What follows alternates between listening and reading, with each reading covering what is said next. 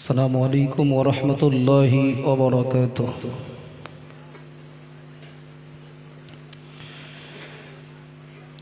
अल्हम्दुलिल्लाहि नहमदुहु व नस्तईनुहु व नस्तगफिरुहु व नु'मिनु बिही व नतवक्कलु अलैहि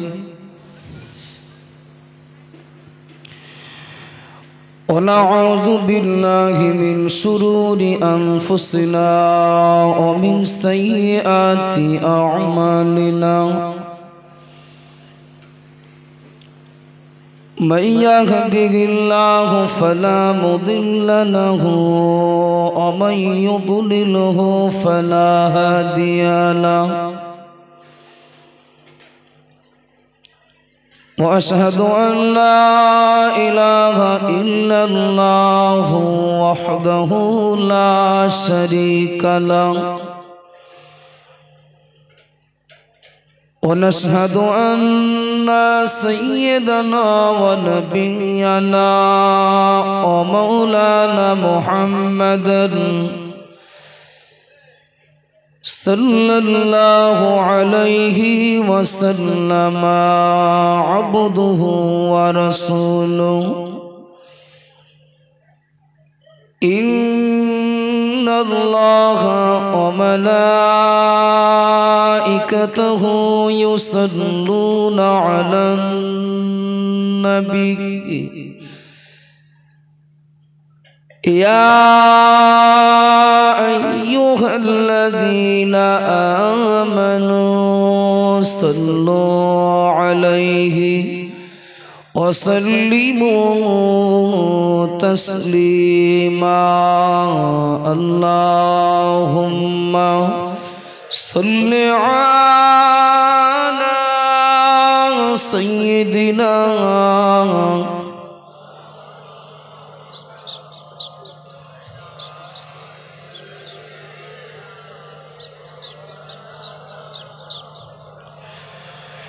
नूर नूर नूराजी नूर एसेछे मा आमिनार कोले आजी फूल फुटेछे। आय आय के देखबी नूरेरी माला मा आमिनार कोले आजी कामली वाला। अल्लाहुम्मा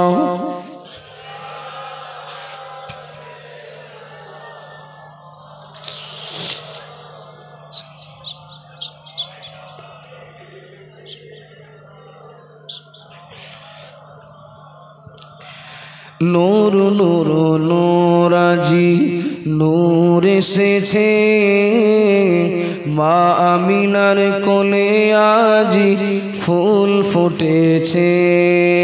आय आय के देखबी नूरेरी पुतुल मा आमिनार कोले आजी गोलापेरी फूल। अल्लाहुम्मा सल्लि अला सय्यिदिना मौलाना मुहम्मद व अला आलि सय्यिदिना।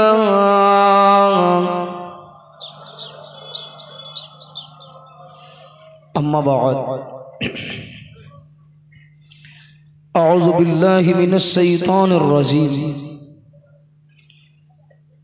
बिस्मिल्लाहिर रहमानिर रहीम। मिन्हा खलक़नाकुम व फ़ीहा नुईदुकुम व मिन्हा नुख़रिजुकुम तारतन उख़रा। क़ाल रसूलुल्लाहि सल्लल्लाहु अलैहि वसल्लम इन्नल क़ब्र अव्वल मंजिलिम मिन मनाजिलिल आखिरह औ कमा क़ाल अलैहि सल्लम। सम्मानीय आजके सभार सभापति साहेब, सम्मानीय मस्जिदेर इमाम मुअज्जिन साहेबगण, আমন্ত্রিত ওলামায়ে কেরাম, বিশেষ করে আমার আগে বক্তব্য রেখে চলে গেছেন প্রবীণ আলেমে দ্বীনদের ভিতরে অন্যতম আলহাজ মৌলানা মোহতারাম মুফতি আব্দুল হাকিম সাহেব হুজুর সম্মুখে বসে আছেন, মাইকের আওয়াজে আছেন হফাজে কেরাম, হুজ্জাজে কেরাম, ওলামায়ে কেরাম,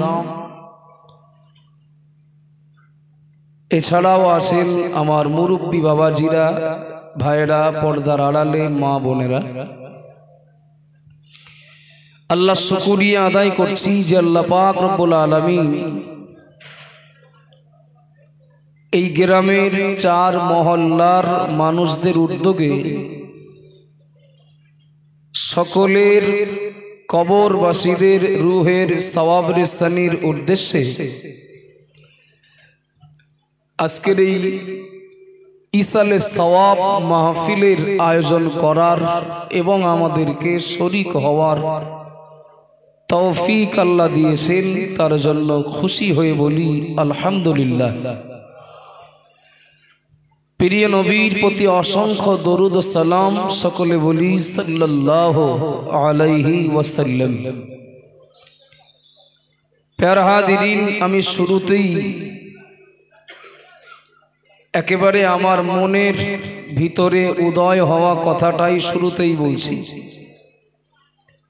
চাঁদপুর গ্রামে আমি বহুবার এসেছি, বহুবার, মসজিদে হোক, কারো বাড়ি হোক, কোনো পাড়ায় হোক,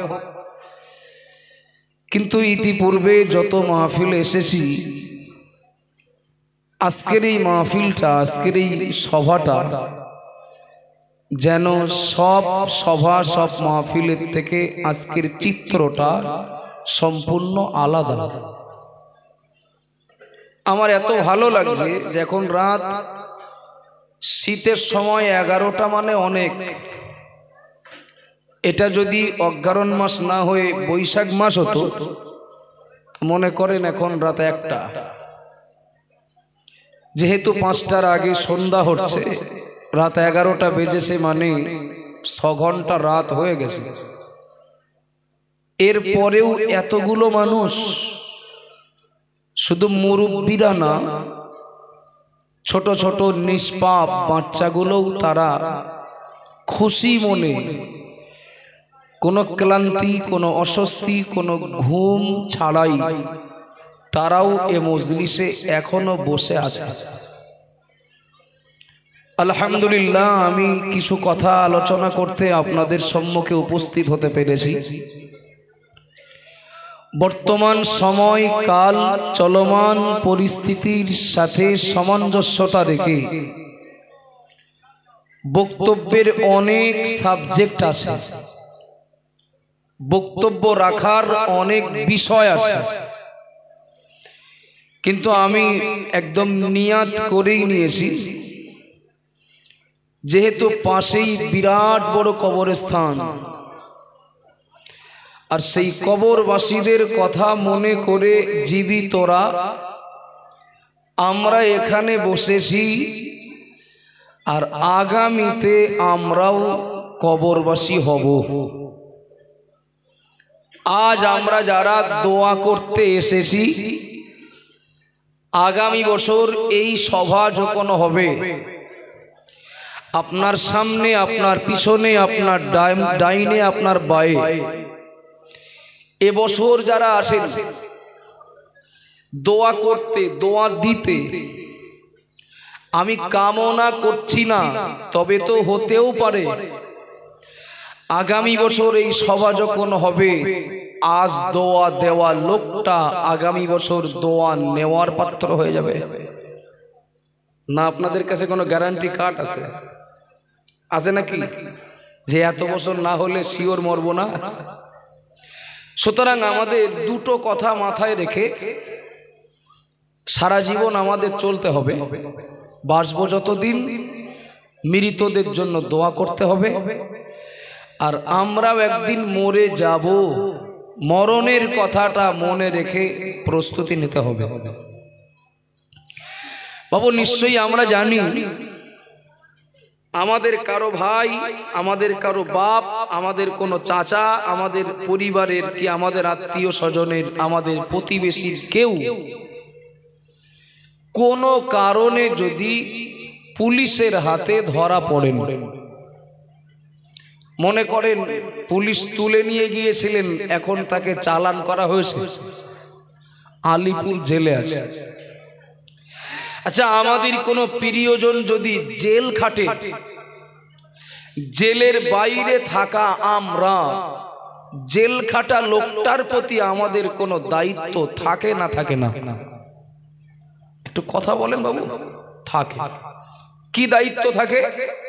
সে কারণে জেলে যাক আর অকারণে যাক, দোষ করে যাক আর তাকে ফাঁসিয়ে আসামি বানানোর হোক, অর্থাৎ নির্দোষে যাক, আমরা যারা তার পরিবারের, তার আপনজনের ভিতরে আমাদের সব থেকে প্রথম দায়িত্ব হলো যত তাড়াতাড়ি হোক তাকে জেল থেকে বার করার ব্যবস্থা করা, অর্থাৎ জামিন করানোর ব্যবস্থা করা। আচ্ছা, একটু বলবেন, আমাদের কেউ যদি আলিপুর জেলে থাকে, কথাটা তো বললে আবার ভুল বুঝবেন কিনা, আর ভুল বোঝার জায়গাও নেই। আলিপুর জেলের বাইরে না, ভিতরেও কিছুটা আমার দেখা আছে, ভিতরে। তার মানে চুরি ডাকাতি করে যায়নি। ছাত্র ইউনিয়নের আন্দোলনের কোন একটা সময় আমাদের মতো ছাত্রদের, বহু ছাত্রকে জেলে নিয়ে যাওয়া হয়, যদিও 4-5 ঘন্টা পরে ছেড়ে দেওয়া হয়, অসংখ্য, তার 150-200 হবেই। তো আলিপুর জেলখানার ভিতরে আমাদের কেউ যদি বন্দী হয় কোনো কারণে, আমাদের দায়িত্ব হলো তাকে জেল থেকে বার করার জন্য ব্যবস্থা করা। এখন জেল থেকে বার করতে গেলে ক হাজার লোক নিয়ে জেলখানা ঘেরোয়া করলে হবে? একটু কথা বলতে হবে। ক হাজার, 1000, 2000, 5000, 10,000, কতটা লোক নিয়ে গেলে জেলখানা ঘেরোয়া করলে আসামিটাকে জামিন দিয়ে বাড়ি নিয়ে আসা যাবে? এখানে 1000, 2000, 5000, 10,000 লোক, সে ইটভাটার মালিক হোক, সে জলকরের মালিক হোক, সে দোকানদার হোক, সে কোনো প্রোপাইটার হোক, এসব লোক ওখানে তো হাজার হাজার লোক ভিড় করে লাভ নেই। আসামিটা জামিন হোক, যদি আমি চাই, যদি আপনি চান, তাহলে আপনার আমার সবার আগে ডিউটি হলো ভালো একটা উকিলের সাথে যোগাযোগ করা। আমার কথা বোঝা যাচ্ছে কি? ভালো একটা উকিলের সাথে যোগাযোগ করা, একটা ভালো উকিল ধরা। কেন? কারণ হলো আসামি জামিন পাবে কারোর একটা সহানুভূতি মঞ্জুর হলে, অর্থাৎ কোর্টের যিনি জজ বা কোর্টের যিনি হাকিম, তিনি যদি সুপারিশ কবুল করেন, মেনে নেন, তিনি অর্ডার করলে আসামি জামিন পেয়ে যাবে। তবে এই সুপারিশটা যে কেউ যে করলে হবে না, সুপারিশটা করতে গেলে একজন উকিল লাগবে। আপনাদের অসুবিধা হচ্ছে নাকি? সুপারিশটা করতে গেলে একজন উকিল লাগবে। আমি 100 কোটি টাকার মালিক, তবে আমি উকিল না, আমার সুপারিশ ওখানে টেকবে না। আমি একজন রাজনৈতিক খুব উচ্চ মাপের নেতৃত্ব, আমার সুপারিশ ওখানে টেকবে না। আমি একজন বড় ব্যবসায়ী, আমার সুপারিশ ওখানে টেকবে না। আমি একজন হাই স্কুলের হেডমাস্টার, আমার সুপারিশ ওখানে কোনো কাজ হবে না। আমি একজন কলেজের প্রফেসর, আমার সুপারিশে হাকিম বা জজ আসামিকে জামিন দেবে না। জামিন তিনি দিতে পারেন যিনি হাকিম, আর হাকিমের কাছে বলতে পারেন তিনি যিনি উকিল। শুনছেন না? মনোযোগী হচ্ছেন? তাহলে আসামিটাকে যদি আমি জামিন পাইয়ে দিতে চাই, আমার প্রথম ডিউটি হলো একজন ভালো উকিল ধরা। গ্রামের কারণ লাগবে না, অঞ্চলের লোক সব জোগাড় করে জেলখানা ঘেরাও করতে হবে, এটা ভালো উকিল লাগবে, 1 নম্বর। 2 নম্বর কথা হলো, যে আসামির জন্য সুপারিশ করা হবে ভালো উকিল হলেই যে সে জামিন পাবে তার কিন্তু গ্যারান্টি নেই। কেন? যার জন্য সুপারিশ করা হবে তার অপরাধটাও যেন মাপের মধ্যে হয়, তার অপরাধটাও যেন জামিন যোগ্য অপরাধ হয়। কেননা আমরা তো জানি যারা শাসক গোষ্ঠী, হোক রাজ্য হোক কেন্দ্র, যারা সরকার চালাচ্ছেন তাদেরই কত মেম্বার, কত প্রধান, কত আপনার ব্লক সভাপতি, জেলা নেতৃত্ব, মন্ত্রী, মিনিস্টার, সরকারি কত আধিকারিক জেল খাটছেন। তাদের উকিল আছে না নেই? একটু কথা বলেন না। তাদের উকিল আছে না নেই? আছে তো। তো উকিল যদি থাকে তাহলে জামিন সবার হয়েছে না বাকি আছে? সবার জামিন কি হয়? সবার জামিন কি হয়েছে? হয় না। তাহলে 1 নম্বরে আসামির জন্য উপকার করতে গেলে উকিল লাগবে, আর 2 নম্বর আসামি যে হবে তার অপরাধটা যেন আবার জামিন যোগ্য অপরাধ না হয়। যদি জামিন অযোগ্য অপরাধ হয় তাহলে বড় নামি দামি উকিলের সুপারিশও কিন্তু ফেল করবে। কথা ঠিক না ভুল? আব্বাজান মারা মনে কি দিন, মা বোনেরা মনে রাখুন, বসিরহাটের জেল বলি, বারাসাত বলি, আর কলকাতা বলি, ও বাবা জিরা ভাইরা মনে রাখুন, রাজ্যের ভিতরে বলি আর বাইরে বলি, দেশের ভিতরে বলি আর বাইরে বলি, একটু দয়া করে বলবেন নাকি কোন জেলখানা, দুনিয়ার কোন জেলখানায় আমাদের জেলবন্দি তাকে জেল থেকে জামিন পাইয়ে দিতে গেলে যদি যে কেউ সুপারিশ করলে না হয়, এর জন্য যদি যোগ্যতা সম্পন্ন উকিল লাগে, একটু দয়া করে বলবেন নাকি পাশে যে কবরস্থান ওটা হয়তো ওই কবরের ভিতরে কাকে রেখেছি, কে কোন অবস্থায় রয়েছেন দেখার মতো চোখ আমাদের নাই, বোঝার মতো ক্ষমতা আমাদের নাই, কিন্তু দয়া করে বলবেন নাকি 3.5 জায়গা ওটা তো আল্লাহর জেলখানা। কথা বলে ও বাবা জিরা ভাইরা মনে রাখুন, ওই কবরটাকে বহু ভাবে বোঝানো যায়, ওটা পরীক্ষার হল বোঝানো যায়, ওটা জান্নাতের টুকরা বোঝানো যায়, ওটা জাহান্নামের গর্ত। এখন বলছি ওটা জেলখানা। ও বাবা জিরা ভাইরা মনে রাখুন, আল্লাহ নবী দিন দুনিয়ার বাদশাহ নবী পাক জবানে বললেন ওটা এমন একটা জেলখানা, ইন্নাল কবরু আউয়াল মানজিলিম মিন মানাজিলিল আখিরাহ ফাইন্না যামিনুহু ফামা বা'দাহু আয়াসানু মিনহু ওয়া ইল্লাম ইয়ানজু ফামা বা'দাহু আসাদ্দা মিনহু আও কামা ক্বালা আলাইহিস সালাম। আল্লাহ নবী বললেন আমার উম্মত উম্মতিরা মনে রাখো, কবর এমন একটা জেলখানা, দুনিয়ার শেষ আর আখিরাতের প্রথম মঞ্জিল, ওটা এমন একটা জেলখানা, ওটা এমন একটা জায়গা, ওই জায়গায় কেউ যদি ছাড় পেয়ে যায় কেউ তাকে আর ধরবে না, কোথাও সে আর আটকাবে না, কেউ তার আর ধরে রাখবে না। ওই জায়গায় যদি ছাড় পেয়ে যায়, ওই আসামির জন্য যদি সুপারিশ মঞ্জুর হয়, ওই আসামি যদি, ওই জেলবন্দি যদি ওই জেলখানা থেকে ছাড় পেয়ে যায়, যত মঞ্জিল আছে এরপরে যত ঘাঁটি আছে সব জায়গায় সে ছাড় পেয়ে যাবে। কিন্তু ওই জায়গায় যদি ধরা পড়ে যায়, অর্থাৎ ওখান থেকে যদি জামিন না পায়, ওখান থেকে যদি রেহাই না পেয়ে যায়, আমি মুহাম্মদুর রাসূলুল্লাহ বলছি তার সব ঘাঁটিগুলো তার জন্য বিপজ্জনক হয়ে যাবে, সব মঞ্জিলগুলো তার জন্য কঠিন হয়ে যাবে। কবর এমন একটা জেলখানা, যে জেলখানায় কেউ ছাড় পেলে সব জায়গায় পায়, আর যে ধরা পড়ে সব জায়গায় ধরা পড়ে।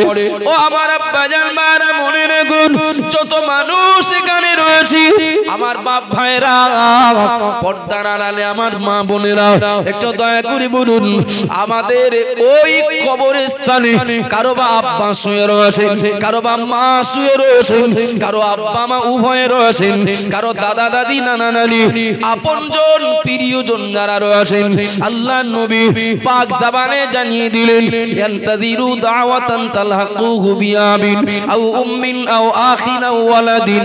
নবী আমার এক নম্বরে, নবী আমার শুরুতে বলেছেন ইয়ান্তাযিরু, ওরা তাকিয়ে আছে তার জীবিত প্রিয়জনের প্রতি। জেলে থাকা লোকটা পরিবার সবাইকে ছেড়ে যখন একা হয়ে যান, রাস্তার ধারে একটা জানালা, যদিও বার হওয়ার মতো পরিস্থিতি, ঢোকার মতো পরিস্থিতি নেই, কিন্তু বাইরে থেকে রাস্তাটা দেখা যাচ্ছে, গাড়ি ঘোড়া যাচ্ছে, এও চলাফেরা করছে, চাতক পাখির ন্যায় তাকিয়ে থাকে আমার বাড়ি থেকে কে কখন একটু দেখা করতে আসবে, আমার বাড়ি থেকে কে কখন একটু দেখা করতে আসবে, ওরা চাতক পাখির ন্যায় তাকিয়ে থাকে। নবী বলেছেন যাদেরকে কবরে রেখে আসা হয় ওই কবরবাসীরা তার জীবিত মানুষগুলোর মুখ পানে তাকিয়ে থাকে, যেটা আমরা বুঝতে পারি না। আচ্ছা, আমরা বুঝতে না পারলেও নবীর হাদিস অনুযায়ী এটা আমাদের বিশ্বাস করতে হবে না হবে না? একটু কথা বলেন বাবু। হবে। কবরবাসীরা জীবিত মানুষগুলোর মুখের দিকে তাকিয়ে থাকে। ও বাবাজিরা, ভাইরা, মনে রাখুন, মুর্দারা কবর থেকে তাকিয়ে ওরা কি চায়, ওদের দাবি কি, কি বলতে থাকে, ওদের কামনা কি, ওদের আকাঙ্ক্ষা কি, আল্লাহ নবী পাক জবানে জানিয়ে দিলেন আমার উম্মাত, আমার উম্মতিরা মনে রাখো, আমি মুহাম্মাদুর রাসূলুল্লাহ বলছি, কবরবাসীরা ওরা জীবিত মানুষগুলোর মুখ পানে তাকিয়ে থাকে কেবল একটা আশা নিয়ে, কেবল একটা দাবি নিয়ে। ওগো আমার আপনজন প্রিয়জনেরা, তোমরা একটু আমার জন্য আল্লাহর কাছে দোয়া করো, তোমরা একটু আমার জন্য আল্লাহর কাছে ক্ষমা প্রার্থনা করো, তোমরা একটু আমার জন্য আল্লাহর কাছে মাগফিরাত কামনা করো। ভুলে যেও না, ভুলে যেও না, ভুলে যেও না, আজ আল্লাহর জেলখানায় বন্দী, আর কোনোদিন খেতে যাব না তোমার বাড়ি, আর কোনোদিন পোশাক পরিচ্ছদ চাইব না, আর কোনোদিন ডাক্তার বাড়ি নিয়ে যেতে বলবো না, আর কোনোদিন ঈদের সময় নতুন জামা কাপড় কিনে দিতে বলবো না। কবরবাসী জীবিত মানুষগুলোর মুখ পানে তাকিয়ে বলতে থাকে তোমরা একটু আমার জন্য, তোমরা একটু আমাদের জন্য হাকিমের কাছে একটু সুপারিশ করো। আল্লাহ পাক যেন কবরের আযাব থেকে নাজাত দেন, আল্লাহ যেন এই সংকীর্ণ কবরটা একটু বড় করে দেন, একটু প্রশস্ত করে দেন, আল্লাহ যেন অন্ধকার কবরটা একটু আলোর ব্যবস্থা করে দেন, আল্লাহ যেন এই কবরটাতে জান্নাতের নেয়ামত দেন।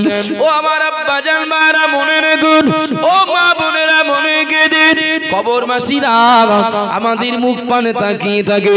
নবীর হাদিস অনুযায়ী এটা যদি বিশ্বাস করে নিয়ে থাকি, এবার একটু বলবেন নাকি কবরবাসীদের দাবি যদি পূরণ করতে হয়, কবরবাসীদের আশা যদি পূরণ করতে হয়, কবরবাসীদের প্রয়োজন যদি মেটাতে হয়, তাহলে আপনার আমার দায়িত্ব হলো হাকিমের কাছে একটু সুপারিশ করতে হবে।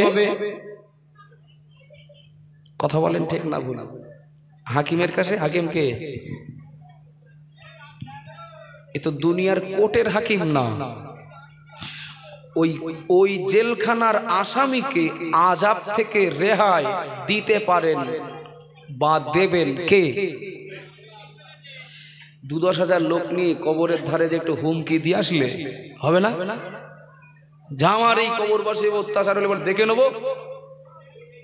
ওখানে হুমকি দিয়ে আসলে হবে না। কিছু মনে নেন না, কবর জিয়ারাতে হাজার হাজার মানুষ। আমি কবর জিয়ারাতের বিরোধী নই, আমি কবরবাসীদের জন্য দোয়া করার বিরোধী নই, কবরবাসীদের জন্য সওয়াব রেসানি করার বিরোধী নই, বরং এগুলোকে যারা বিরোধিতা করেন আমার ন্যূনতম জ্ঞানে তাদের বিরোধিতার জবাব দেওয়ার চেষ্টা করি। হাজার হাজার মানুষ কবরের ধারে দাঁড়িয়ে কিংবা কবরের পাশে বসে। আচ্ছা, আমরা এখানে আজকের বসছি, অজনসিয়াত তো হবে, আর সব থেকে ভাইটাল উদ্দেশ্য হলো কবরবাসীদের জন্য একটু মালিকের কাছে সুপারিশ করা হবে। কি সুপারিশ করা হবে? আল্লাহ, কারোর কবরে আযাব হলে মাফ করে দিও। আল্লাহ, কবর যদি সংকীর্ণ হয় তা প্রশস্ত করে দিও। আল্লাহ, কবর যদি অন্ধকার হয় তা একটু আলো করে দিও। বলবো কার কাছে? আল্লাহর কাছে। কে তিনি? Basirhat court, Barasat court, high court, supreme কোর্টের হাকিমের হাকিম যিনি, তাকে বলবো। তাকে বলবো, বাবা আপনারা শহর এলাকার মানুষ, আমি তো একেবারে গ্রাম্য এলাকার, মানে ধাপ বাড়ালে বাংলাদেশ বর্ডার সাইটে তো আমার বাড়ি। বসিরহাট থেকে আরো 30 কিলোমিটার যেতে হয়। সুতরাং আপনাদের সাথে আমাদের একেবারে গ্রাম্য এলাকার মানুষদের কিছু পার্থক্য থাকবে।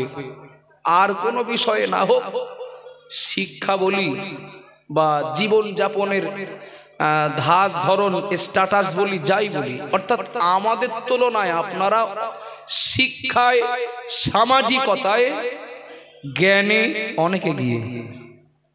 আপনাদেরকে এবার আমি একটু জিজ্ঞাসা করছি, দুনিয়ার কোর্টের হাকিমের কাছে, আচ্ছা হাকিম বললে বুঝতে পারছেন তো, দুনিয়ার কোর্টের হাকিমের কাছে বা জজ যিনি, তার কাছে যে কেউ সুপারিশ করলে তিনি যদি না শোনেন,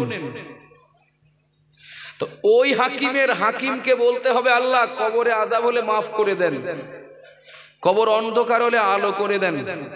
তো দুনিয়ার কোর্টের হাকিমকে যে কেউ বললে শুনবেন? আমার কথা কি বুঝতে অসুবিধা হচ্ছে নাকি? যে কেউ বললে শুনবেন? শুনবেন না, এটাই চূড়ান্ত, শুনবেন না। হাজার হাজার লোক নিয়ে কি হবে?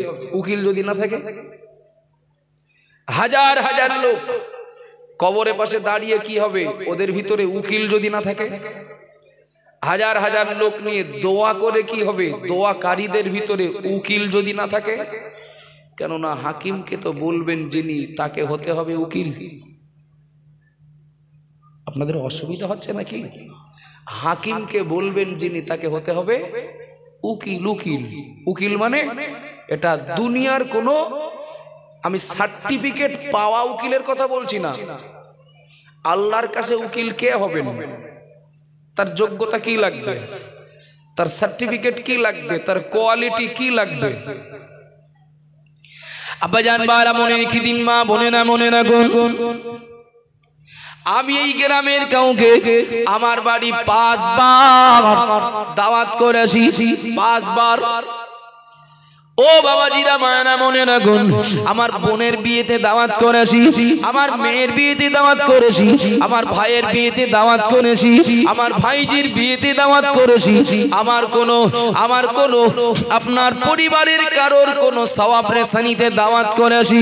ও বাবাজিরা, মায়ানা মনে না গুন, এই গ্রামের কেউ, আমার আত্মীয় কিংবা আমার বন্ধু, আমার পরিচিত কেউ 5 বার আমি তাকে দাওয়াত করেছি, একবারও আমার দাওয়াতে যাননি, একবারও আমার দাওয়াতে সাড়া দেননি, একবারও আমার বাড়ি যাননি, একবারও আমার দাওয়াতের মূল্যায়ন করেননি।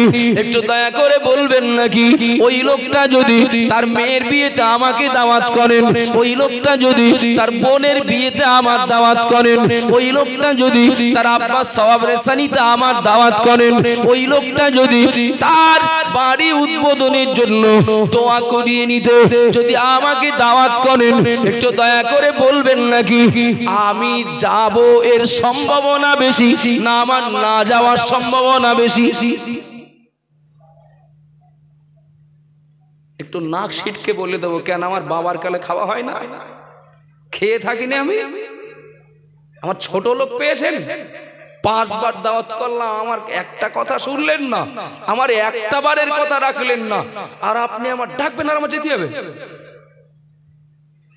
পুরনো অনেক দিন কুটুম বাড়ি যখন আসা যাওয়া মানে কমে যায়, হঠাৎ কোনো প্রয়োজনে দাওয়াত করতে গেলে বলে অত সোজা না, আমার বাড়ি আসবেন, একসাথে খাবেন, তারপর আপনার বাড়ি যাবেন। ভুল বলছি নাকি? একটু হ্যাঁ না বলেন না। আমার বাড়ি আসবেন, এক শ্বাস খাবেন, তারপরে আপনার বাড়ি যাব। আমরাই তো বলি আপনি আসলে আমি যাব, আপনারাই তো কারোর বলেন আপনি আসলে আমি যাব, না আসলে যাব। আব্বাজান মারা মনে রাখুন, ওগো মা বোনেরা মনে কে দিন, আমি কাউকে 5 বার দাওয়াত করেছি, সেই লোকটা যদি আমার দাওয়াতে সাড়া না দেন, আমি তার দাওয়াতে তার ডাকে সাড়া দেব না। এটাই কিন্তু স্বাভাবিক। ঠিক বলছি না ভুল বলছি? ও বাবা জিরা মায়েরা মনে রাখুন, আপনাদের এই চাঁদপুর গ্রামে 4টে মসজিদই রয়েছে। মসজিদের মাইকে দৈনন্দিন 5 বার মুয়াজ্জিন সাহেব আল্লাহর দিকে ডাকছেন। দৈনন্দিন 5 বার মুয়াজ্জিন সাহেব এই মহল্লার মানুষ দিগকে আল্লাহর দিকে ডাকছেন, হাইয়া আলাস সালাহ। ও বাবা জিরা মায়েরা মনে রাখুন, এবার একটু দয়া করে বলবেন নাকি দৈনন্দিন 5 বার আল্লাহর দিকে আমাকে ডাকা হচ্ছে, আমি যাই না, আমি ফজরের ডাকে গেলাম না, আমি জোহরের ডাকে গেলাম না, আমি আসরের ডাকেও গেলাম না, সন্ধ্যাবেলা আল্লাহর দিকে আবার ডাকা হলো, আমি ওই ডাকে গেলাম না, আবার এশার আজানে ডাকা হলো, আমি তাও গেলাম না। যখন আল্লাহর দিকে আমাকে ডাকা হয়, আমি তখন চায়ের দোকানের দিকে যাই। আল্লাহর দিকে আমার যখন ডাকা হয়, আমি তখন পার্টির মিটিং করতে যাই।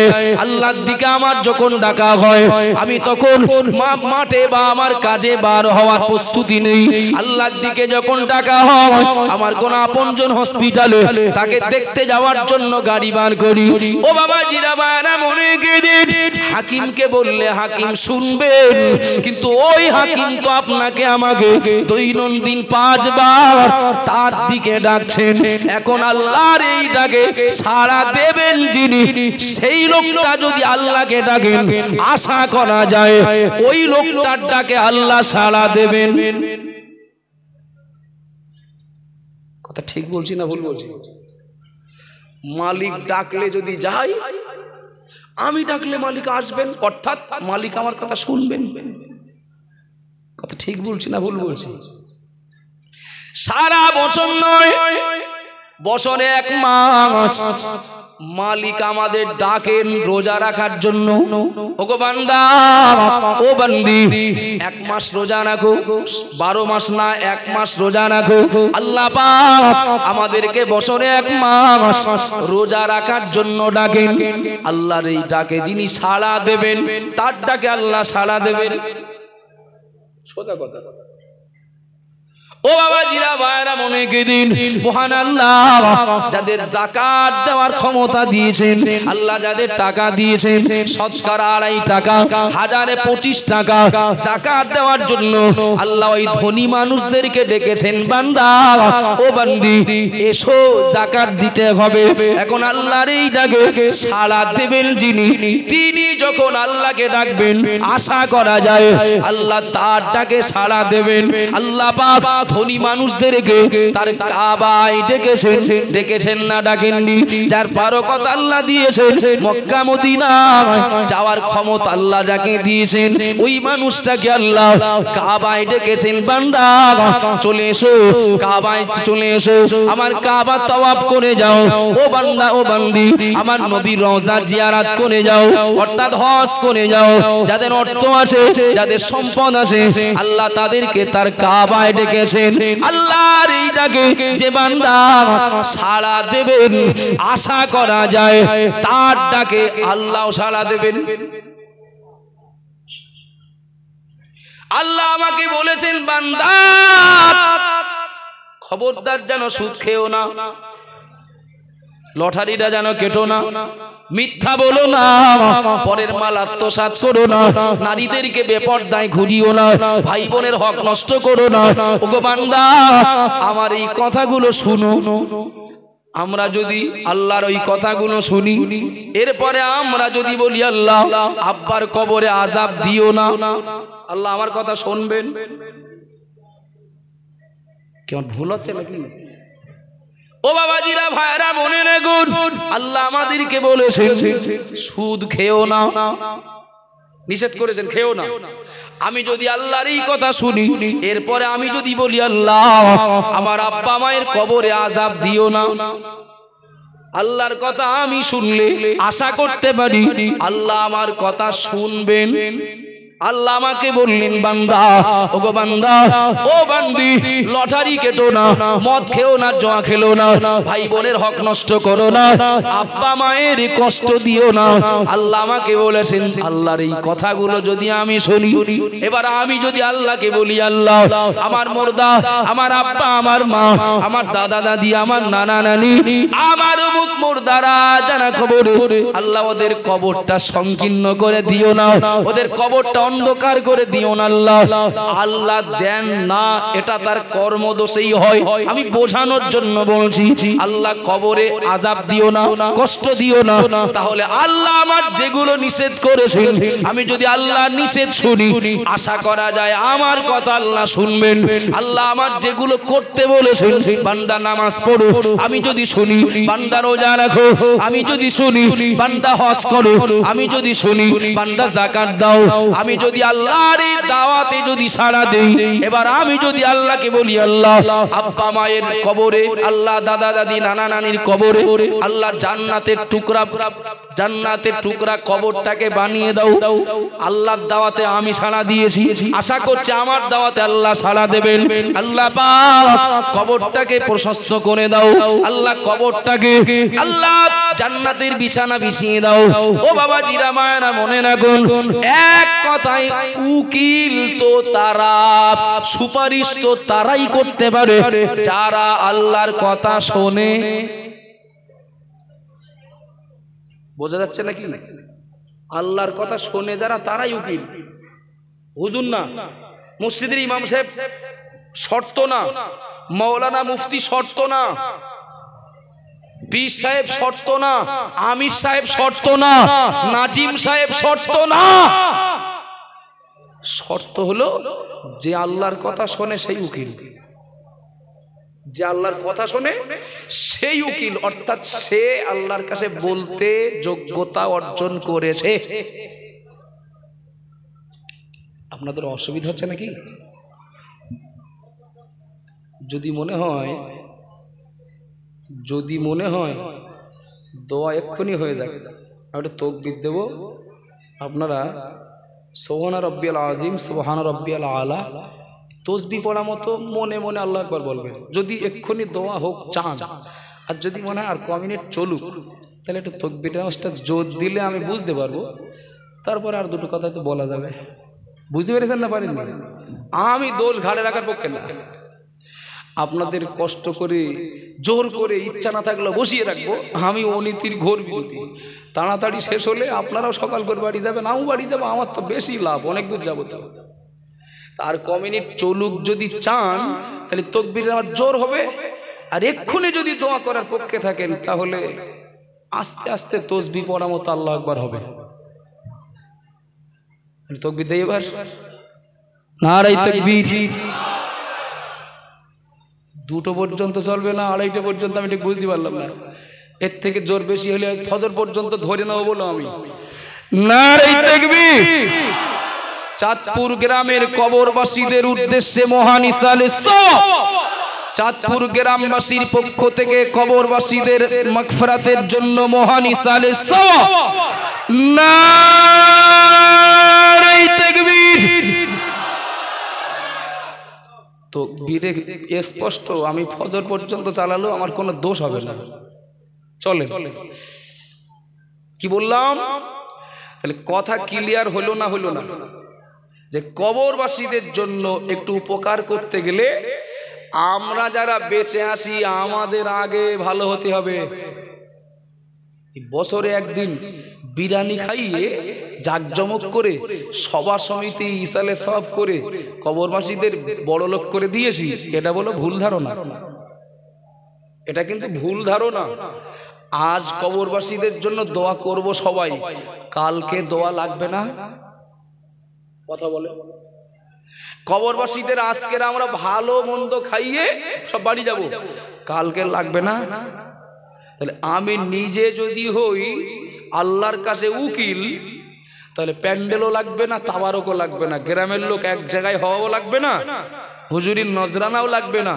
আমি নিজে যদি উকিল হই, বিনা তাবারুকে, বিনা প্যান্ডেলে, বিনা আলেম দাওয়াতে আমার মুর্দারা প্রত্যেক দিন 5 বার করে দোয়া পাবে।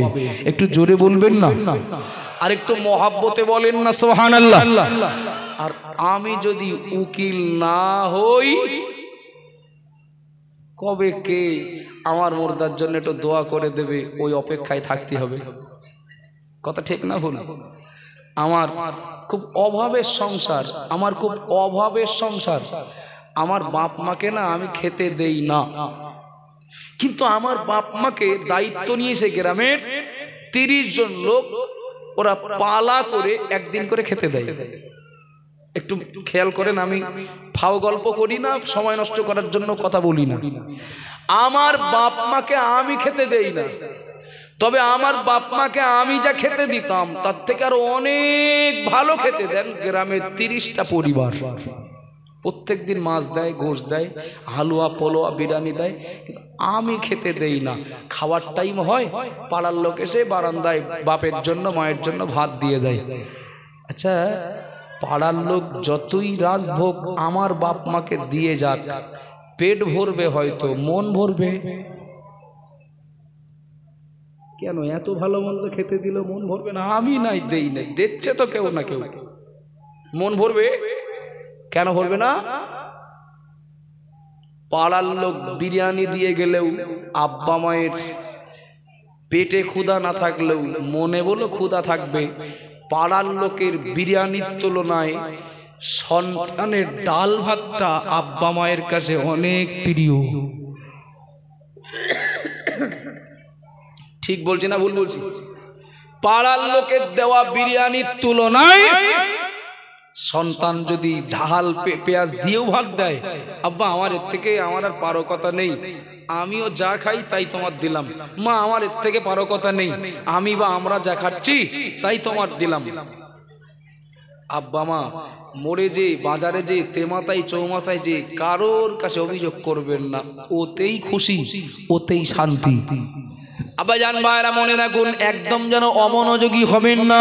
আল্লাহ নবী পাক জামানে জানিয়ে দিলেন, ইয়ান্তাযিরু দাওয়াতান তালহাকুহু বিআবিন আও উম্মিন আও আখিন আও ওয়ালাদিন। ও বাবা জিরা মায়েরা মনে রাখুন, কয়েকটা সম্পর্কের কথা আল্লাহ নবী বলেছেন।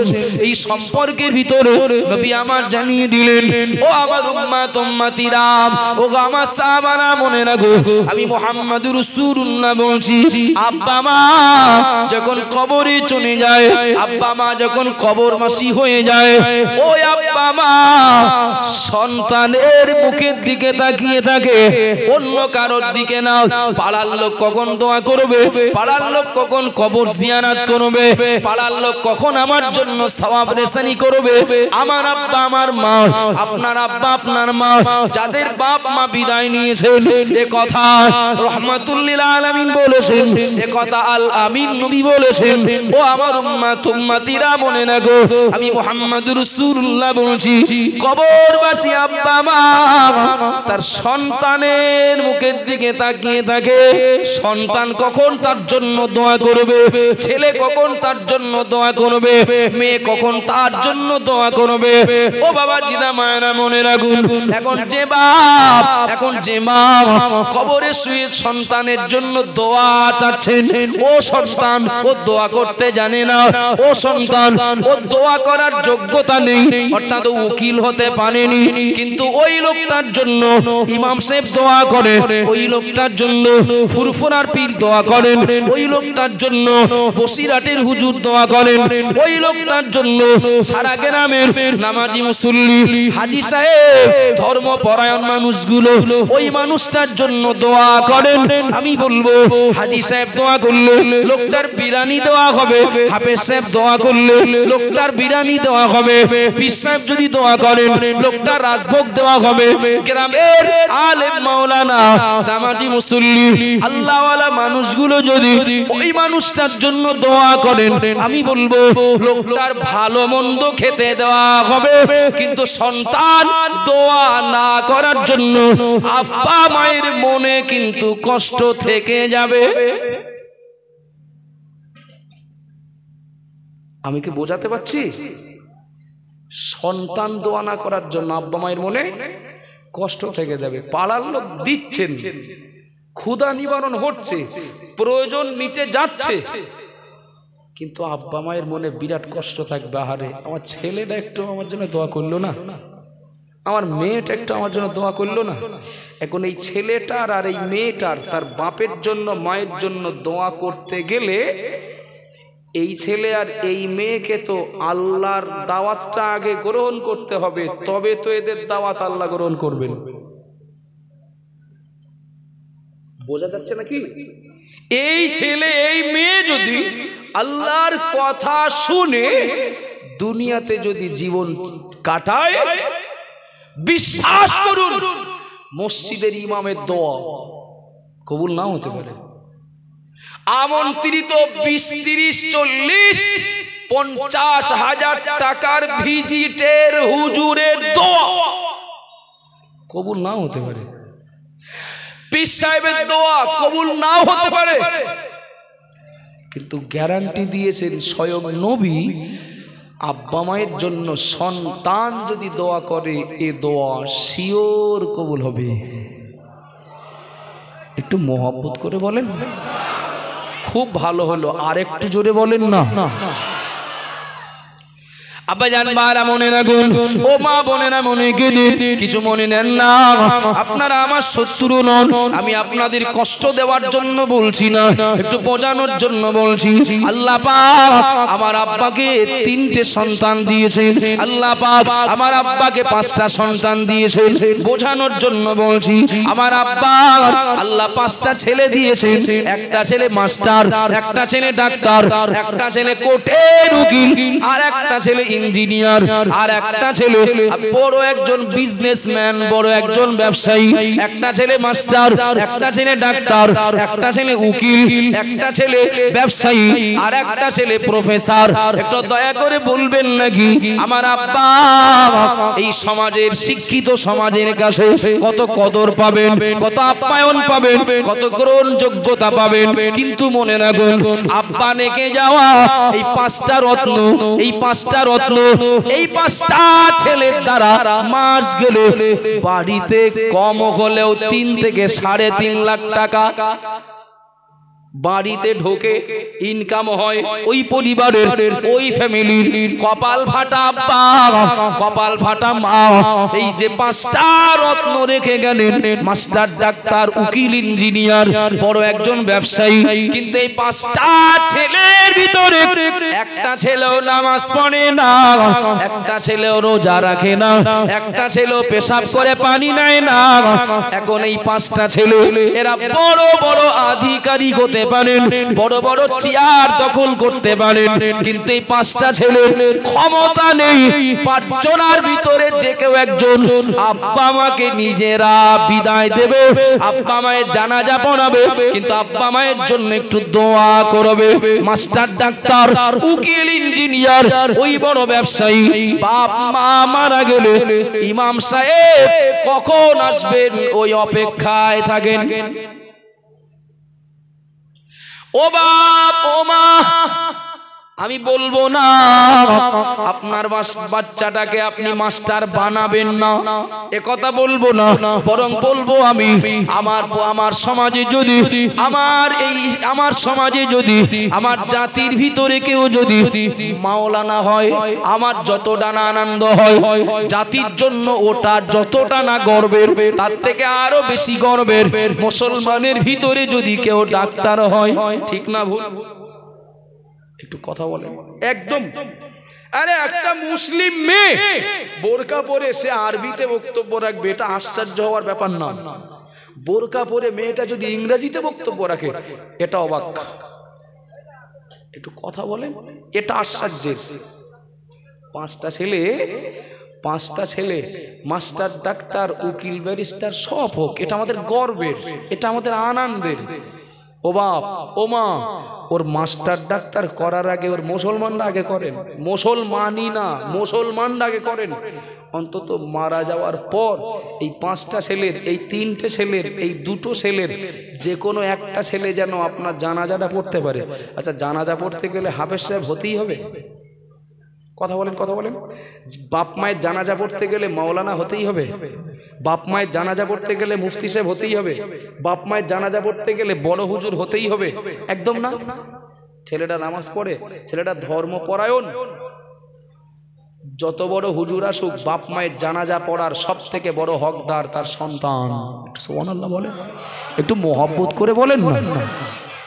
বাপ যদি বাপের জন্য মায়ের জন্য সন্তান নিজে যদি দোয়া চায়, ওর ভাষা হয়তো আরবি না, ও ছেলের ভাষা হয়তো অত স্ট্যান্ডার্ড না, ও ছেলের ভাষা হয়তো অতটা মিষ্টি না, অতটা রুচিসম্মত না, এরপরেও আমি একই কথা রিপিট করছি, বাপ মায়ের জন্য সন্তানের দোয়া অনেক উপকারী এবং কবুল হওয়ার গ্যারান্টি। সুবহানাল্লাহ বলেন। কিছু মনে নেন না, গর্ব করে বুক ফুলিয়ে বলেন, গর্ব করে বুক ফুলিয়ে বলেন যে আমার অমুক অমুক ছেলে এই করে। নৌকা নদী পার হচ্ছিলেন, নদী পার হচ্ছিলেন, নৌকার মাঝি, লেখাপড়া জান না, নৌকার মাঝি লেখাপড়া জান না, কিন্তু নৌকা চালাতে পারে ভালো, নৌকা চালাতেন পারে ভালো। হ্যাঁ, মাস্টার মশাই উঠেছেন, এপার থেকে ওপারে যাবেন, ওপারে স্কুলে তার ডিউটি, প্রত্যেক দিন নদী পার হয়ে যান। কিছু শিক্ষিত মানুষ আছেন তারা খুব নমনীয়, কিছু শিক্ষিত মানুষ আছেন খুব অহংকারী। জেনারেল শিক্ষিতর কথা বলছি না, ও কিছু হুজুর আছেন নমনীয়, কিছু হুজুর আছেন অহংকারী, কিছু ইমাম আছেন নমনীয়, কিছু ইমাম আছেন অহংকারী। আছে না নেই বাবা? ও সব শ্রেণীতে আছে। এখন মাস্টার মশাই নৌকায় উঠে উঠে পর্যন্ত মাঝির পিছনে কাটি দিতেই আছে। কয় ভাই তোমরা? দুই ভাই। কি তোমার দুই ভাই কে কি করো? বড় ভাইটা ইঞ্জিন ভ্যান চালায় আর আমি নৌকা চালাই। তোমার বাপ মা লেখাপড়া শেখায়নি নাকি? বড় ভাই 4 পর্যন্ত গেল, আমি 3 পর্যন্ত পড়ে আর যাই না। এখন এ মাঝিকে মাস্টারের পক্ষ থেকে যত রকম তিরস্কার, ভৎসনা, নিন্দা, ওকে ছোট করার জন্য যা কিছু বলার, যে মাইন্ডেই হোক বলছেন। লেখাপড়া না শিখলে জগতে চলা যায়, বোঝো না কিছু? লেখাপড়া না শিখলে তার এই দুনিয়ায় কোনো দাম আছে? লেখাপড়া না শিখলে সে মানুষটার সাথে আর গরু ছাগলের সাথে কোনো পার্থক্য আছে? জানো না, এই দুনিয়ায় বর্তমান এই আধুনিক যুগে লেখাপড়া না শিখলে তার পক্ষে এই দুনিয়ায় চলাটা বিরাট কঠিন। এখন ওই করতে করতে না সে নৌকার তলার 4 ইঞ্চি একটা তক্তা ছাড়িয়ে গেছে। এই কথা বলতে বলতে নৌকার তলার 4 ইঞ্চি একটা তক্তা ছাড়িয়ে গেছে। এ নৌকা ডাঙায় যাওয়ার আগে ডুবে যাবে। শুনছেন না? অমনোযোগী হচ্ছেন। কি হবে? সে মাঝির পিছনে না লেগে এখন সে তো মাস্টার তো বিরাট কলে পড়েছে। এই কি করলি তুই এই ভাঙা নৌকা নিয়ে প্যাসেঞ্জার বহন করছিস, এই বিপদ কেন ডেকে আনছিস? মাঝি তখন বলছে, ও স্যার সাঁতার জানেন না স্যার? তো সাঁতার জানবো কোথার থেকে? মার পেটের থেকে ভূমিষ্ঠ হই আমি তো, মানে পানিতে কবে পা দিয়েছি, মাটিতে কবে পা দিয়েছি জানি না। একটু জ্ঞান বুদ্ধি হলেই তো মিশনে ওখান থেকে ওখান, ওখান থেকে ওখান, সেখান থেকে ওখান, তারপর চাকরি পেলাম। এখন এই সাঁতার জানবো কোথায়? পানিতে হাঁটাই তাই কোনোদিন হয়নি।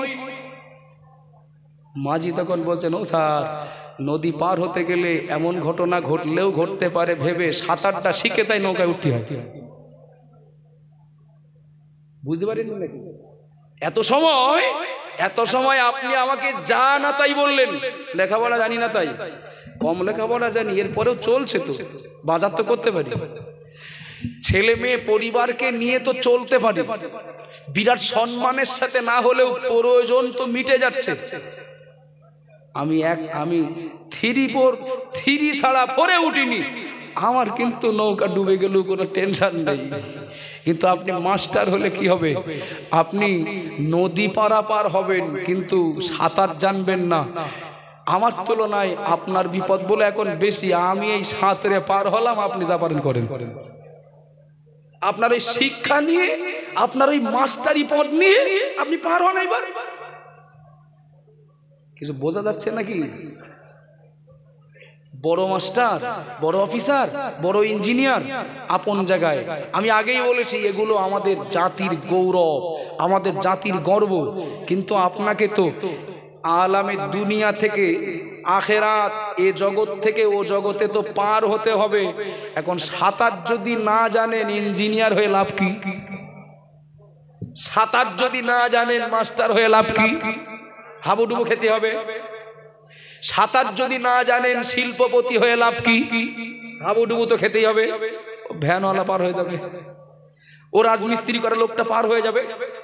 ও বাপ, ও গো মা, সন্তানকে সবকিছু করার আগে ওর অন্তত দিনের প্রয়োজনীয় শিক্ষাটুকু আগে দেন, যেন অন্তত আপনি মারা গেলে আপনার সন্তান আপনার জন্য সবাইকে নিয়ে মজলিস করে না হলেও একা একা রব্বির হামহুমা কামা রব্বায়ানি সগীরা, এই দোয়াটা যেন করতে পারে।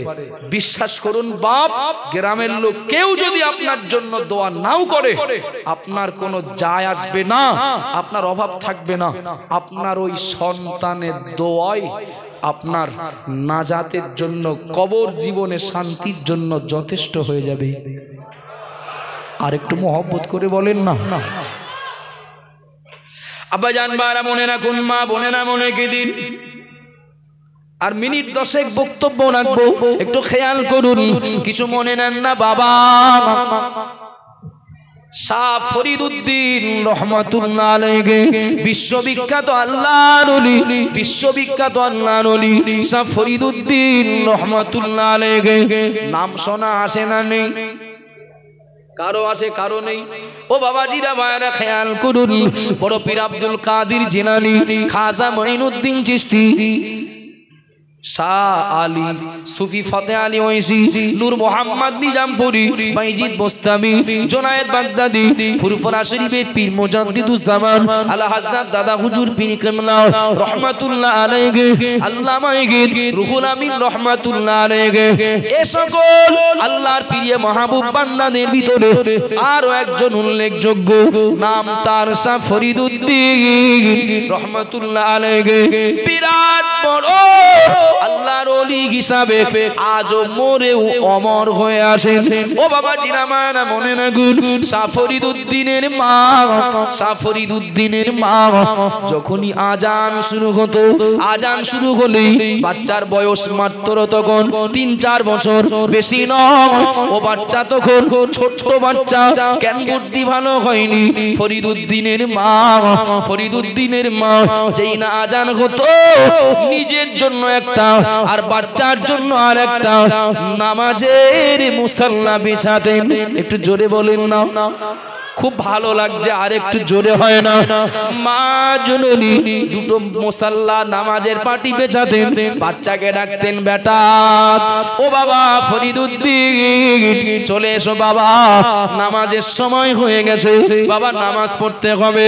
ছোট বাচ্চা শাহ ফরিদউদ্দিন ও জানে না, ও বোঝে না মা নামাজ সে আবার কি, মা নামাজ সে আবার কি।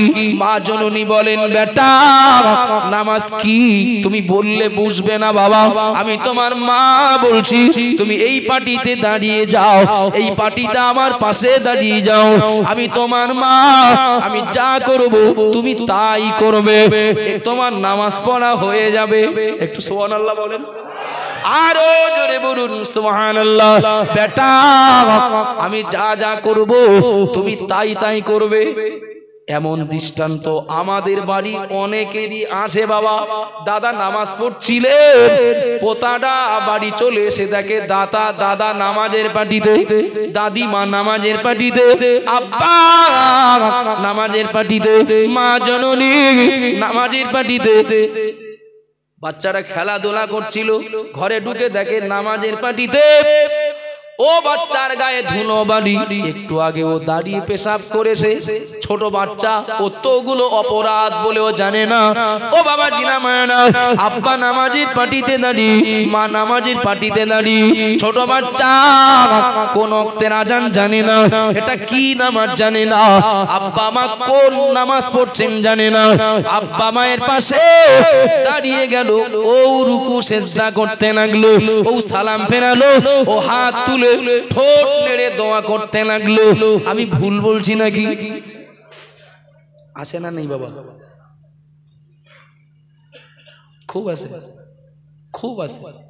আমি যদি আমার কথাটাও বলি, আমার মেয়েটা ছোট্ট, কত বছর চারিক বয়স হবে, যখনই যে ওয়াক্তের নামাজ হোক, যে ওয়াক্তের নামাজ হোক, ও যখনই ওর চোখে পড়বে আমি কি ওর আম্মু নামাজের পাটিতে, বড় মুসল্লি এসে দাঁড়িয়ে গেল, এমনকি প্রয়োজনে নামাজ চলাকালীন ওর জায়গা দিতে হবে, তার হলে তো পড়তে দেবে না, সরেও যেতে হয়, ওর দাঁড়াতে দিতে হবে। উদাহরণস্বরূপ আমার মেয়ে, ও হাফেজ সাহেবের ছেলে মেয়ে, ও আপনার গ্রামের কত নামাজি মুসল্লির বাড়িতেও এমনটা হয় না? হয় না? হয়তো হয়। ও বাবাজিরা, ভাইরা মনে রাখুন, ও মা বোনেরা মনে গেদিন, কিছু মনে নেন না। শাহ ফরিদউদ্দিনের মা বাচ্চাটাকে বলে, বেটা আমি যা যা করবো তুমি তাই তাই করো, তোমার নামাজ পড়া হয়ে যাবে। ছোট বাচ্চা মাকে জিজ্ঞাসা করছে, মা আমার নামাজ পড়ে আমার লাভ কি? আমি যা যা, তুমি যা যা করবে, কি আপনি যা যা করবেন আমি তাই করব, তা আমার লাভটা কি? মা বলছে, বেটা আমার মতো আমার সঙ্গে তুমি নামাজ পড়লে আল্লাহ মিষ্টি খেতে দেবেন। সুবহানাল্লাহ বলবেন না? খুব ভালো লাগছে, আর একটু জোরে হবে না? আমি যা করব বাবা তুমি তাই তাই করবে, আল্লাহ বলো মিষ্টি খেতে দেবে। ফরিদউদ্দিনের বিরাট মতে লেগেছে, তাহলে তো এ জোন দেওয়া অসুবিধা নেই, জোনের দাম যখন পাবো এ কাজ করা তো অসুবিধা নেই। একদিন দুদিন মা বাচ্চাকে ডেকেছে, মনা এসো আজান হয়েছে, নামাজ পড়তে হবে, হ্যাঁ মিষ্টি দেবে তো, আল্লাহ মিষ্টি দেবে তো? না, আল্লাহ মিষ্টি রেডি করে রেখেছে, তুমি শুধু নামাজটা পড়া শেষ করো, দেখো মিষ্টি পেয়ে যাবে। ও বাবাজিরা, ভাইরা আমার, বিশেষ করে মা বোনেদের বলছি, সন্তান লালন পালন করার 12 আনা দায়িত্ব মায়ের, ঠিক না ভুল? একটু কথা বলেন না। সন্তান লালন পালনের দায়িত্ব 12 আনা মায়ের। বাপ যদি মাতাল হয়, মা যদি ভালো হয়, আশা করা যায় বাচ্চা ভালো হবে। বাপ যদি হুজুর হয়, নামাজি মুসল্লি হয়, মা যদি ভালো না হয়, বাচ্চার উপরে মায়ের প্রভাবটাই বেশি পড়বে। ঠিক বলছি না ভুল বলছি? ও বাবা জিরা মায়ানা মনে রাখুন, ফরিদউদ্দিনের মা এইভাবে একবার দুবার তিনবার ডেকেছেন, সালাম ফেরানো হয়ে গেল, দোয়া হয়ে গেল, ও মা আমার মিষ্টি কই? বেটা নামাজের পাটি উঁচু করে দেখো, আল্লাহ তোমার জন্য মিষ্টি রেখে দিয়েছেন। একটু জোরে বলেন না সুবহানাল্লাহ। মিষ্টি কে রাখেন বলেন দিন? মিষ্টি রাখেন কে? মা। আর রেখেছেন কে? মা। কার কথা বলেন? মায়ের উদ্দেশ্য হলো আমাকে চেনার আগে আমার বাচ্চা আল্লাহকে চিনুক। সুবহানাল্লাহ বলবেন না? একটু মহব্বতে বলবেন না? ও আল্লাহকে চিনলে ওর ব্যালেন্স ঠিক থাকবে। ও আল্লাহকে আগে চিনুক, দেন নিজে বলেন আল্লাহ দিয়েছেন, আল্লাহর প্রতি ওর আকর্ষণ বাড়ুক, আল্লাহর প্রতি ওর মহব্বত বাড়ুক। ও বাবাজিরা, ভাইরা মনে রাখুন, একবার দুবার তিনবার মা বাচ্চাকে ডেকেছেন, এখন দোয়া হয়ে গেলেই মিষ্টি নিয়েই খেলা করতে চলে যাচ্ছেন, বিরাট আনন্দ, জনের দাম পেয়ে গেছি, নামাজ পড়েছি, আল্লাহ মিষ্টি দিয়েছেন। ও বাবা জিরা মায়না, একবার দুবার তিনবার বাচ্চাকে ডাকার পর এবার উল্টো বাচ্চা মাকে ডাকতে লাগলো। একটু জোরে বলেন না, আরো জোরে বলুন সুবহানাল্লাহ। শাহ ফরিদউদ্দিন মাকে এবার উল্টো ডাকতে লাগলো। 9টার সময় ডাকছে, মা নামাজ পড়বা না? কটার সময়? 9টার সময়। কিসের নামাজ? সকাল 9টায়। দুপুরে জোহরের নামাজের পর খাওয়া হয়ে গেল, 2টো 2:30 বাজে, ও মা নামাজ পড়বা না? আচ্ছা, এত বড় মুসল্লি কেন হয়েছে বলেন? কি জন্য? ও তো জানে নামাজ পড়লি লস নেই, নামাজ 50 ওয়াক্ত হোক, তাহলে 50 বার মিষ্টি হবে। আসলে ফরিদউদ্দিন তো নামাজ পড়তে চাচ্ছে মিষ্টির লোভে, কথা বলেন না। এখন মাই বলতে লাগলো, বেটা তুমি যাও খেলাধুলা করো, সময় হলে তোমার ডাকবো। ও বাবাজিরা ভাইরা, শেষ কথা বলছি, ফরিদউদ্দিনের মা বাচ্চা আসলেই বলেন, বাচ্চা ওগো আমার বেটা যাও ওযু করে এসো, আমি নামাজের মুসাল্লা রেডি করছি। মা জননী বাচ্চাকে ওখান থেকে পাঠিয়ে দিয়ে তিনি নিজে মুসাল্লার তলায় মিষ্টি ঢুকিয়ে দিতেন। কিন্তু চালাকি ধরা পড়ে গেল, আম্মার চালাকি ধরা পড়ে গেল। ফরিদউদ্দিন আজান শুরু করলে মা জননী মুসাল্লা বিছানোর সময় শাহ ফরিদউদ্দিন নামাজ পড়ার জন্য হাজির। চালাকি আজকের ধরা পড়বে। ও বাবা জিনা মায়না, মা জননী মুসাল্লা বিছাচ্ছেন, নামাজের পাটি বিছাচ্ছেন। বেটা ফরিদউদ্দিনকে বলছেন, বেটা ও বাবা ছেলে যাও বাবা ওযু করে এসো। ও মা ওযু করে এসি, হাত পা ধুয়ে এসছেন, ওযু হয়ে গেছে, আমি রেডি হয়ে এসছি মা। এখন সামনাসামনি যদি মিষ্টি দিয়ে দেন, ব্যাখ্যাটা কি উল্টো হবে না? একটু কথা বলেন না।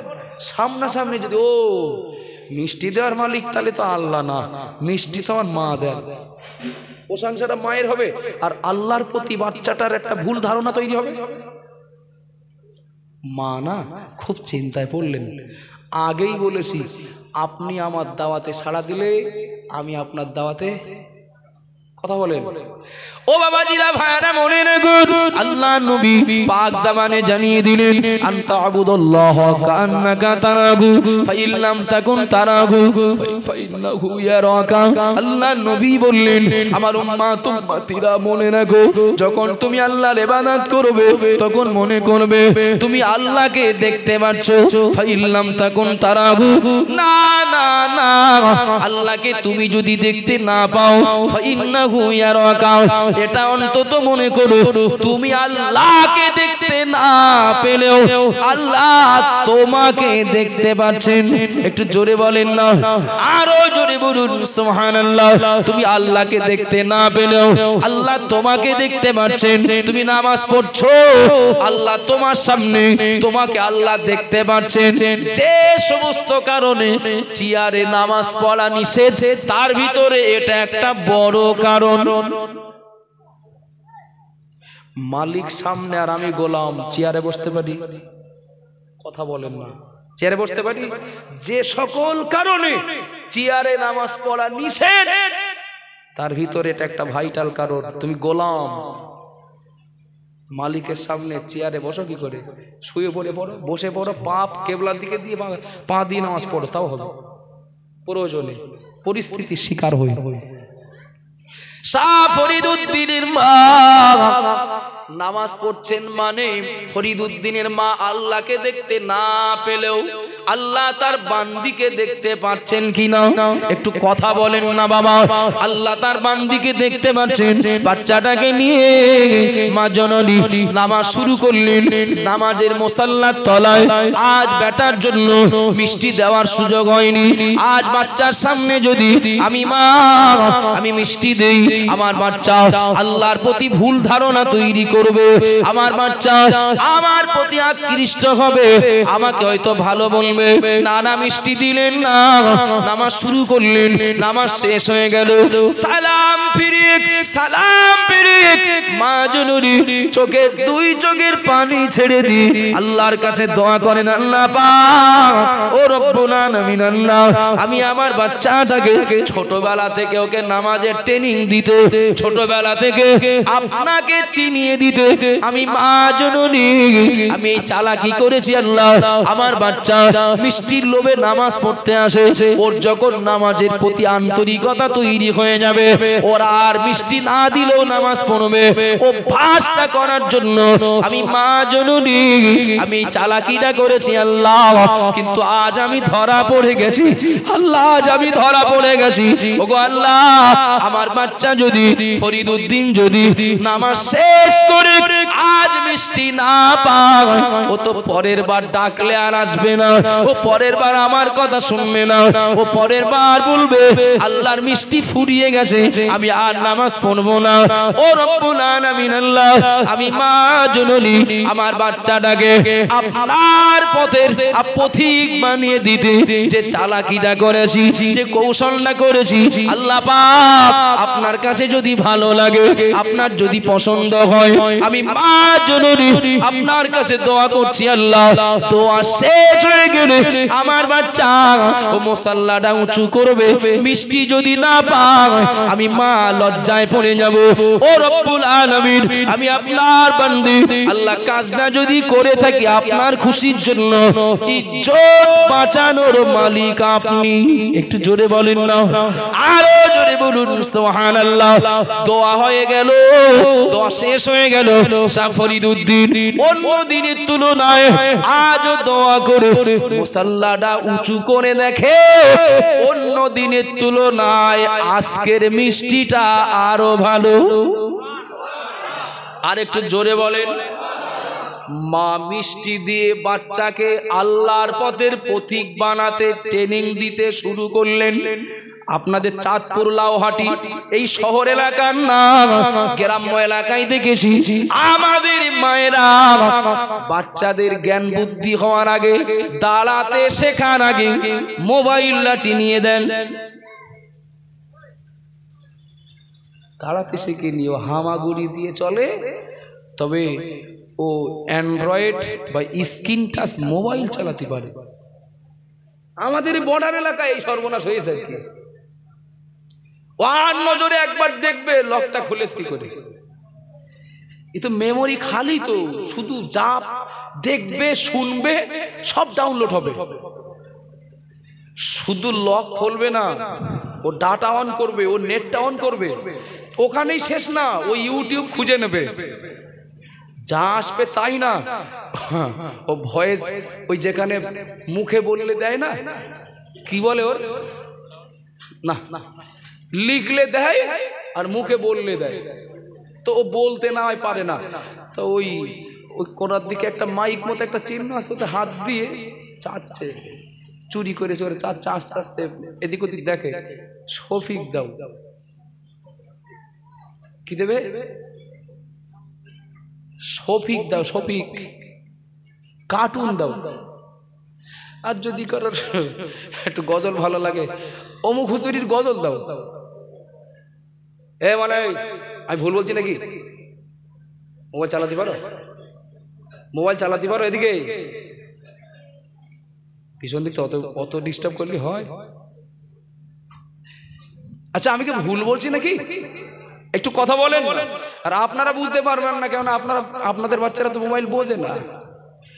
বাচ্চা জ্বালাতন করছে, কি সুন্দর জাদু, হাতে দিয়ে দেন, সারাদিন ওর খোঁজ না নিলেও কিচ্ছু বলবে না। ওর সারাদিন যদি খেতে না দেন কিচ্ছু বলবে না। ভাত খাচ্ছে না তো, মোবাইলটা ওর সামনে দিয়ে ভাত না ওর কাদা পুড়িয়ে দেন গালে, তাও খাবে, কেন কি খাচ্ছে জানে না তো। ঠিক বলছি না ভুল বলছি? আর ডাক্তারদের পরামর্শ, যত ভিটামিন যুক্ত খাবার বাচ্চাকে খাওয়ানো হোক, ওকে যদি অমনোযোগী করে খাওয়ানো হয়, ও খাবারে ওর উপকার, ওর স্বাস্থ্যের কোনো উপকার হবে না, হবে না, হবে না। পেট ভরবে, কিন্তু ওই খাবারের কোনো ভিটামিন, ওই খাবারের কোনো প্রোটিন তার শরীরে প্রভাব ফেলবে না। আর না, এই পর্যন্ত অনেক বলে ফেলেছি। আমরা আমাদের বাচ্চাদের ছোটবেলা থেকে মোবাইল চিনিয়ে দিয়েছি। ও মসজিদের ইমাম চেনে না, সবই কি চেনে। ও নবীর নাম কি জানে না, কিন্তু সবই কি চেনে। ও আল্লাহকে অর্থাৎ সৃষ্টিকর্তাকে ও জানে না, ও অন্য কিছু চিনতে শুরু করেছে হামাগুড়ি দেওয়া অবস্থায়। ঠিক না ভুল? আর না, যদি মনে হয় মরে যাওয়ার পরে নির্ভেজাল একটু দোয়া বাচ্চাটার কাছে আমার লাগবে, তো মরে যাওয়ার আগে ওর একটু দোয়া করাটা শিখিয়ে দিয়ে মরতে হবে। ভুল হলে ক্ষমা করবেন, কারো কষ্ট দেওয়ার জন্য বলিনি, কষ্ট পেয়ে থাকলে মাফ করবেন। আজকের আয়োজন গ্রাম্য কবরস্থানে শুয়ে থাকা সকল কবরবাসীদের আল্লাহ গোনা মাফির জন্য কাফারা বানিয়ে দেন। বলুন আল্লাহুম্মা আমিন। একটু মহাব্বতে বলেন আল্লাহুম্মা আমিন। ইমাম সাহেব সালাম পড়েছেন, কিন্তু আমি যদি না পড়ি আমার আবার অন্যরকম স্টাম্প গায়ে মারবে, যেহেতু আমি শেষ বক্তা। তো আর একবার যদি সালাম পড়ি বিরাট কষ্ট হবে নাকি? আসুন, দোয়া সাবরেস্তানির পূর্বে মজলিসের শেষ প্রান্তে আমরা আরেকটা বার সোনার মদিনায় সবুজ গম্বুজের তলায় শায়িত প্রাণের থেকেও প্রিয় নবীর প্রতি ভক্তি মহব্বত উজাড় করে দিয়ে আর একবার একটু সালাম পড়ব। এই সুযোগে যার সামনে 4 আঙ্গুল জায়গা থাকবে একটু এগিয়ে আসেন। যার সামনে যতটুকু জায়গা, যারা দাঁড়িয়ে আছেন বসার জায়গা পাচ্ছেন না, যার সামনে যতটুকু জায়গা থাকবে একটু এগিয়ে আসুন। খুব ভালো লাগছে। বড় বড় অনেক মাদ্রাসার ইসালে সওয়াবও এত মানুষ হন না, এত শ্রোতা সব জলসাতে, মানে জলসার কপালে জোটে না। এবার ভিতর আসতে বললে মারবে, বলো বসতে দেবেন কোথায়? আলহামদুলিল্লাহ, আমি বলেছি শীতের সময় তো একটু আগে আগে আসুন। হতে পারে আপনি সিপিএম করেন, আপনার সামনে লোকটা টিএমসি, কিন্তু ওই রাগটা এই জায়গায় না দেখিয়ে আমরা সবাই কবরবাসীদের জন্য উকিল, সবাই মিলে